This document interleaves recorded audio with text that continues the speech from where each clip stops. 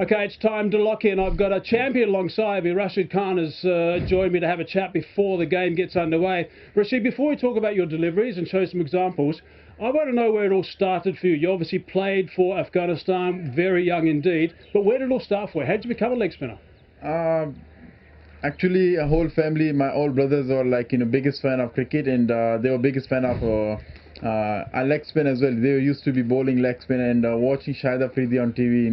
Always wanted that to be in future, and that's how I get involved to be a leg spinner as well. So yeah, even my all rest of the brothers, they are older, but they still can bowl the wrong ones in leggies. So grow up with them at home. That's why how I learned the things. I want to get into this. We've got a pitch map here of just some deliveries. What we're going to do is we're going to drop some balls here on this pitch map. And the balls initially we're going to drop the leg spinners. This is left and right handers, by the way. The groupings for starters are really, really good. I mean, your leg spinner is the pitching of that on that sort of length is so important for you. Definitely, I think more maximum you can see 41%, 42% are my good and short. I think that's the kind of length I have to bowl. Especially with the pace I bowl. When the batsman doesn't know which way it's going, that is a perfect length for him to bowl. Then either way it goes leg spin or wrong one. But I think as long I'm hitting that area, that good length area, I think that is why I'm getting more of the success. Anything fuller, it makes it easier for the batsman, especially in this condition when you have a short boundaries. You don't have so much to bowl fuller. But my mainly focus is on hitting that hard length, good length, and just mixing it up for the batsman. It's the pace. I mean, you're hard to read with that sort of pace. Exactly. The pace. As I said, like the pace makes it a bit harder for the batsman. It doesn't give him more time to understand after pitching which way it's going, and if you are pitching it, if you are reading it after pitching, it becomes so late for you as a batsman to hit it where you want. But still, I think that the quick arm action, the pace I come, my run up and follow through everything, that makes it to bowl much quicker than others. How many wrong ones you got? I got like few wrong ones. It just depends on different wickets. Yep. Sometimes when you say a few, how many is a few? It's 2, 3. Right. 3, yeah. But I'm working on the third one. I haven't bowled that in the game yet. Is that the low arm one? Yeah, exactly. Just like from here. I bowled from here. So that's extraordinary because everyone's going to think that's a leggy from that angle. Exactly. That's what I had when I was with Shen Won and we were discussing the wrong one. When I bowled from the side, that's what he said to me. It's totally looking like leg spin and just going other way. So that is something I've been working on, because if you bowl from side like this, with the fingers I am rotating the ball the other way. With my wrist it shows the leggy, but with the fingers I am rotating it on other way, which doesn't look from the front that it's a wrong one. So that's how I just go through those wrong ones again. Just give us a little bit slowly so we can just pick it properly. This is how my normal, I bowl normal. The other one is like from here. Yeah. So it's not like from back of the hand you bowl the wrong way. It's just from the front of the hand, but with the fingers I rotate the ball. And also with the wrong one I grip it differently, because every grip give me different reaction after the wicket. Sometimes if it hit the seam, it gives me extra bounce. Sometimes if it hits it doesn't hit the seam, it just skids on. Yes. And that's how I mix it up for the batsman. And I still remain the length remain. As long I'm hitting the length and keep changing the grips, it makes it difficult for the batsman. Okay, we've got some examples of some wrong ones you want to show, and I want you to sort of tell us which are the different ones.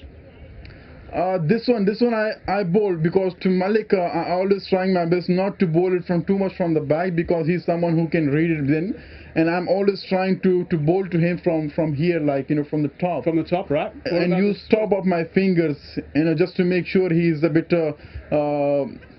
confused which way it's going. And that's why to every batsman, like take an example of Babar, like for Babar I'm not bowling it in that pace, because he loves to use your pace then. So I bring my pace a bit down with different grips, and that grip help me to bowl slower than the other ones. And that's why to Babar I bowl a bit slower than the other batsmen, because he's someone who is very good at using the pace of the bowler.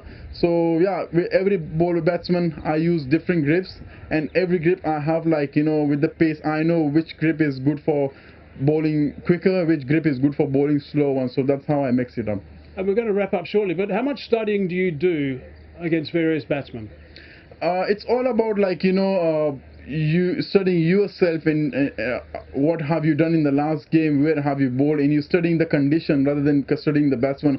As long you are pretty clear with the condition in your mindset, I think that is very important as a bowler for you, and that's what I have been focusing a lot. I never look to the batsman who is facing me. I always look to the length where I'm bowling, and that's why I'm getting more of the success as well. You know, whenever I'm playing against any opposition, I just focus on my line and length and what is the right and successful length on such wickets, and that's what I mainly focus on. If I look to the batsman a lot, I think those occasions I lost my line and length, because I have more thinking about their strength and strong zone, and then I just lose my line and length and my strength. So I never look to the batsman. Yes, I have that in the mind where he can hit me, but at the same time, as long I'm hitting the right area, right length, I think I can trouble any batsman. Final question. You've mentioned you've got the 2 wrong uns and the one you're working on from the lower angle.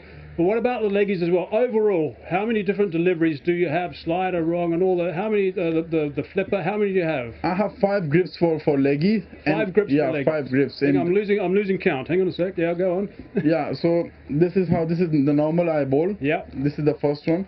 So if this one doesn't work on the wicket, I just change my grip. Yeah. So I bowl here. So grip it just a little bit off the seam, and then bring in the middle of the seam. And also I hold it like this, yes, like a seamer. Yeah. And one I hold like this. This is how I bowl. Wow. So it's just like, you know, sometimes when I'm bowling in Australia and UK, my normal grip doesn't work there, and then I just come back to different grip. If that one doesn't work as well, I change to another one. So I have 5 grips, 5 options.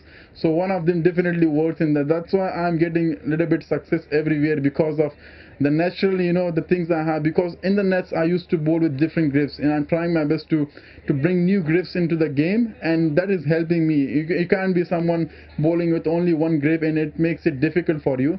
So if I have more options, like the batsman have so many options to play the shots, it's the same for the bowler as well. You have to have so many options which one to go, and that's why I'm just keep mixing it up, and every grip is giving me and helping me so much. Brilliant. Rashid, we really appreciate you sharing that with us. Thanks very much. We'll watch you very closely today, see how you go. All the best. I'm sure you're going to have just a little bit of success, you call it, but you've been brilliant all along, and we love watching you, so thanks for your time today. Thank you so much. Okay, Rashid Khan, magnificent. Great to hear what he does and how he works on his various deliveries. I have no doubt you've been taking notes, and I'm sure you've learnt a great deal about that.